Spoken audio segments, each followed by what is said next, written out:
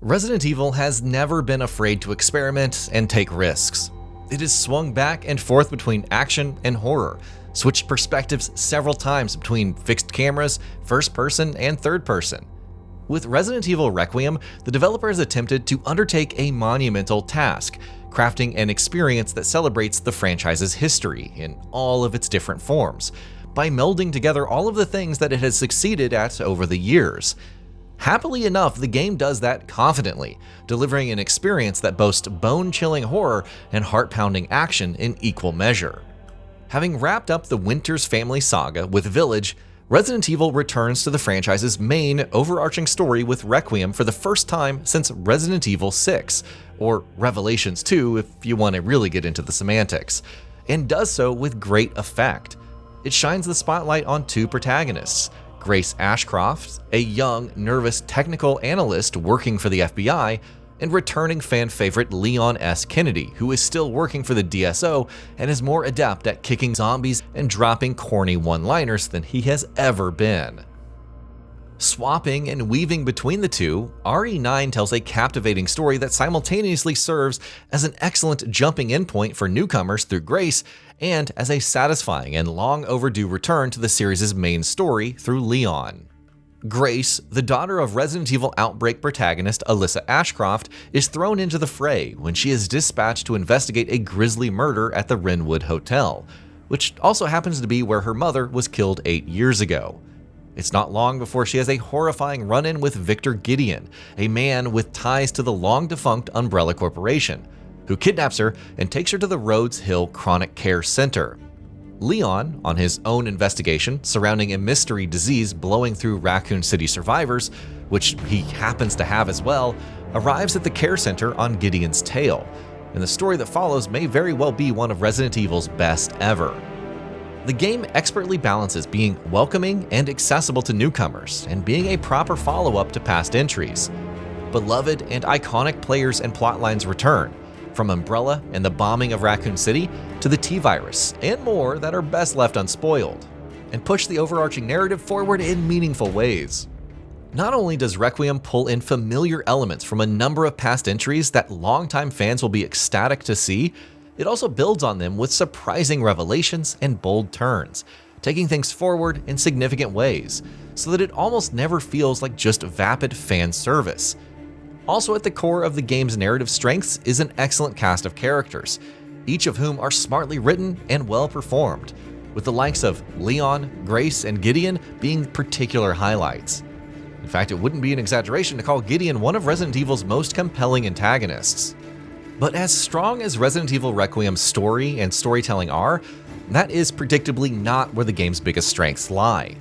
The latest entry in the long-running franchise expertly combines the pure horror gameplay of the likes of Resident Evil 2 and 7 with the more action-fueled design of Resident Evil Village, and delivers an impressive final product on both fronts, with some minor stumbles here and there.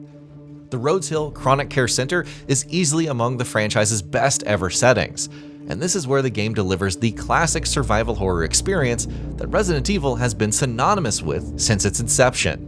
The care center boasts classic lock and key design, laden with puzzles and notes, maze-like paths and shortcuts to unlock, and of course, an overwhelming boatload of terrifying enemies. With the bulk of this section being played from Grace's perspective, Requiem is at its most horrifying best here, delivering tense atmosphere and scream-inducing horror. A lot of that is thanks to the extremely limited combat capabilities of Grace, with gameplay relying primarily on stealth and other ways of avoiding combat, and ammo, weapons, resources, upgrades, and even inventory space constantly being in short supply. Incredibly, Requiem also manages to make zombies legitimately scary again. The undead roaming the halls of the care center are not the typical mindless, shambling zombies that we've been used to across Resident Evil and so much else beyond.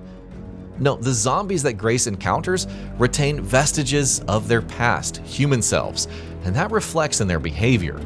Some are sensitive to light, so they roam the halls, turning off any switches that they can find.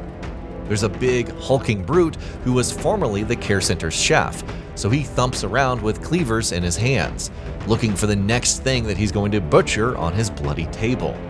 A former singer dressed in a flowing white dress shambles around while singing a haunting, howling melody, while a former cleaning lady still obsessively cleans a bathroom, while madly talking to herself about how filthy everything is.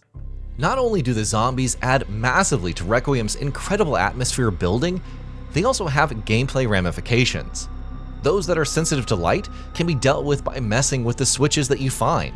Well, when they work, that is. The spine-chilling singer has the ability to stun you with ear-piercing shrieks, so maintaining distance is best. The butcher is massive and can take a lot of punishment, but he likes to walk a specific path, so planning your routes is vital. In later sections played through Leon's perspective, some undead still wield and use machine guns.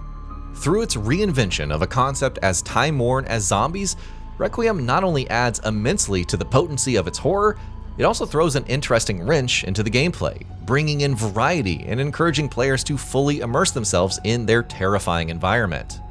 In fact, enemy variety is easily one of Requiem's brightest highlights. Not only are the zombies themselves varied in unique ways, beyond zombies there's so much more that players have to deal with. A giant, howling baby who thrashes through corridors in pursuit of grace, blister heads who, much like Crimson Heads from the Resident Evil 1 remake, are dead zombies who can unpredictably come back to life, unless you deal with their corpses before that. And of course, in true Resident Evil fashion, a variety of bosses. There's also a nightmarish new stalker enemy who pursues Grace for a large portion of the game, and is perhaps one of the series' most petrifying stalker foes to date, maybe even more so than Resident Evil 2's Mr. X. With the visage of a horribly mutated so-called shadow ghost, she is highly sensitive to any sound Grace makes, and she can get the jump on her through holes in the ceiling, but also happens to be sensitive to certain lights. As you can probably tell, Requiem significantly enhances its horror with incredible use of light and darkness. More often than not, Grace finds herself in poorly lit areas where she has nothing but the dim glow from her flashlight or her lighter. Walking through the oppressive darkness always keeps you on the edge of your seat, not only because of how atmospheric it feels, but also thanks to the actual gameplay significance that light and dark mechanics have in Requiem. One of the game's most terrifying sequences sees Grace navigating the care center's basement, where she has to find a way through darkened, claustrophobic corridors by slowly bringing the power back on. It feels like a proper ordeal, with zombies and the aforementioned shadow ghost often seeming like insurmountable obstacles, and probably stands as one of the best and most memorable content in the entire game. When Requiem switches to Leon, who has intermittent sequences throughout the game's first half before taking over as the primary protagonist in the second, the gameplay takes on a much more action-oriented style, echoing Resident Evil 5 in more ways than one. Leon carries his attaché case, which means he has access to a much larger inventory. He also carries, of course, a variety of powerful weapons, which can be upgraded, and also usually has access to much more ammo and resources, while also being able to acquire new weapons to add to his arsenal. He has far greater melee capabilities, from various attacks and parries with his hatchet to skull-smashing punches, roundhouse kicks, and more. He can pick up weapons dropped by zombies, as can the zombies themselves, mind you, allowing him to slaughter foes with pipes, cleavers, and even chainsaws. Sure enough, gameplay as Leon is significantly more action-driven than it is as Grace, where it evokes Resident Evil's greatest horror highs. Thankfully, it's almost just as effective. If you enjoyed the action gameplay of the likes of Resident Evil 5 and most of Village, Requiem's Leon sections will very much be to your taste. Combat feels brutal and satisfying, with tight and punchy mechanics and movement, making every kill feel visceral and impactful. Each weapon feels excellent to shoot, while different secondary ways to deal with enemies, impressive enemy variety, and their unpredictable behavior and attacks keeps the action flowing and varied. It evokes all of the tense, adrenaline-fueled highs of past action-heavy RE titles, which is cranked up to 11 in many of the boss fights, and high-octane set-piece sequences later in the game, when Leon is at the forefront. Raccoon City is another one of Requiem's highlights. Leon returns to the bombed-out remains of the city nearly 30 years after it was destroyed, exploring its streets, ruins, and more. Exploring Raccoon City is an absolute delight, with interconnected paths and plenty of locked doors and obstacles, lending themselves perfectly to the classic level design that the series is known for. Leon's return to Raccoon City also sees him coming across plenty of familiar sights and locations, including what's left of the RPD building, all of which goes hand in hand with plenty of surprises related to both narrative and gameplay that longtime fans in particular will appreciate, but also compelling nuances for the grizzled and battle-hardened Leon's characterization. If there is one issue that I have with Leon's sections in Resident Evil Requiem, it's that they focus a little too much on action elements. At this point, it goes without saying that the winner in Resident Evil's long-running push and pull between action and horror will always be subjective, based on each player's individual tastes. Now, I happen to fall in the camp that prefers the series' horror side, so as much as I did greatly enjoy Requiem's latter half, especially the time that you spend in Raccoon City, from a gameplay and design perspective, I found Grace's sections much more engaging. In fact, I'd say that RE9's final hour, or thereabouts as a whole, is relatively weaker compared to the spectacular highs of the rest of the game. Gameplay becomes a little too action-oriented for the majority of this section. The level design largely loses the layered and intricate level of the Care Center or Raccoon City, and progression becomes significantly less important, with gameplay feeling much more limited and prescribed than in the rest of the game. There are also some narrative stumbles that do leave some slight dents into the overall experience, though I obviously cannot go into more detail there. But don't get me wrong, Requiem is still a lot of fun to play, even when it's at its weakest, and all told, its story is still one of Resident Evil's strongest, but its final section does feel like a step down compared to the majority of that experience. But then again, that is something that the series has often struggled with in the past. Now, back to the game's strengths. The camera perspective you choose while playing as Grace and Leon also have an impact on your gameplay experience. Combining Resident Evil's first and third-person halves, Requiem allows you to switch between the two freely, so you can play from both perspectives as both Leon and Grace.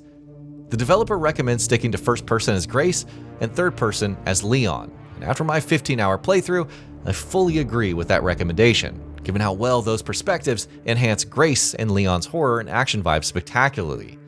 It's also impressive just how much time and effort the developers poured into making RE9 a game that you can legitimately play from beginning to end, either in first or third person, without compromising the experience in any real way. This isn't like the clunky post-launch edition that was Resident Evil Village's third-person mode.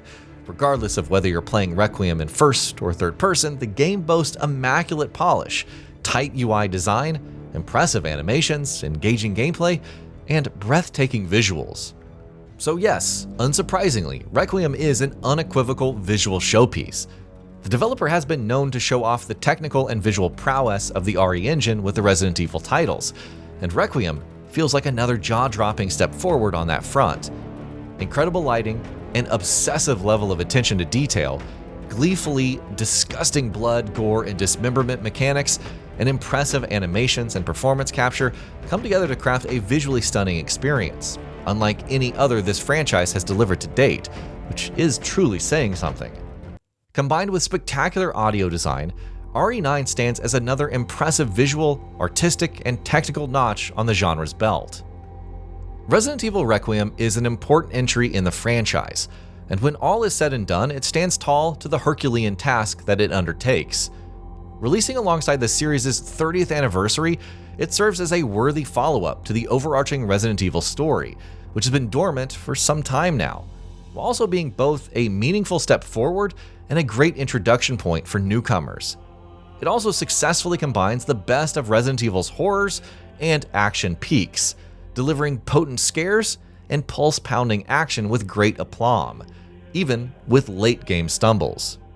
We'll see with time where it ranks among the series' best outings, but for now, I can confidently say that Resident Evil Requiem is yet another impressive high for this horror franchise.